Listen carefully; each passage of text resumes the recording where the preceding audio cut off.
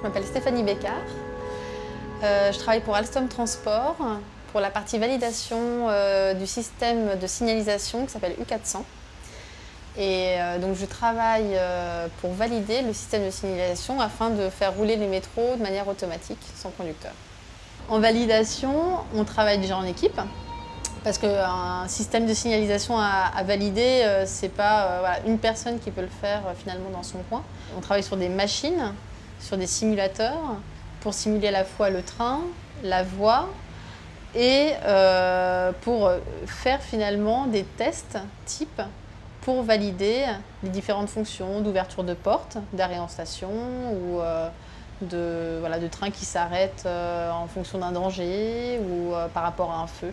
J'adore pouvoir aller voir toutes les entités, c'est-à-dire à la fois les gens des spécifications de l'engineering, à la fois les gens du soft, à la fois les gens de la validation. Donc parler un petit peu avec tout ce beau monde, c'est hyper intéressant.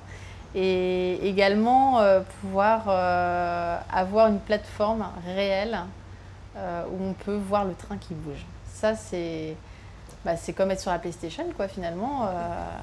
On prend les commandes et on fait joujou avec le train. Et c'est quand même fou de savoir qu'une spécification technique, donc en fait un document Word, en gros, hein, ça peut donner lieu à un système de signalisation, un train qui roule, quoi. Alors j'ai eu la chance lors du cursus de l'ESTACA de faire ma 5e année en Espagne, en échange Erasmus. Et ensuite j'ai eu la chance de faire un VIE de 2 ans en Chine pour la validation des métros de Shanghai. Donc ça, c'est une expérience incroyable et inoubliable. Ce qu'on connaît dans le ferroviaire, c'est uniquement la SNCF et la RATP. Et quand on est jeune, on ne connaît pas forcément les constructeurs, donc la fabrication et tous les systèmes qu'il y a autour du ferroviaire. Je pense que l'ESTACA est très bien vu des industriels, notamment parce que beaucoup des professeurs qui enseignent donc, font partie de grandes entreprises.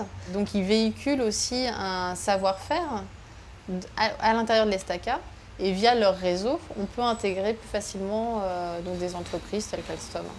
Alors pour être ingénieur, je pense qu'il faut d'abord être curieux. Il faut être curieux, il ne faut pas avoir peur, il faut toucher à tout, à l'électronique, à la mécanique. Tant qu'on est curieux et qu'on a envie de découvrir, on peut être ingénieur. Ce sont des belles études, on apprend énormément de choses. On travaille beaucoup, certes, mais après, ça paye. On fait des métiers chouettes à la fin, des métiers concrets qui servent, où on voit une application. Voilà. Je prends le métro tous les matins, je me dis, bon, ben, voilà, c'est un peu mon train.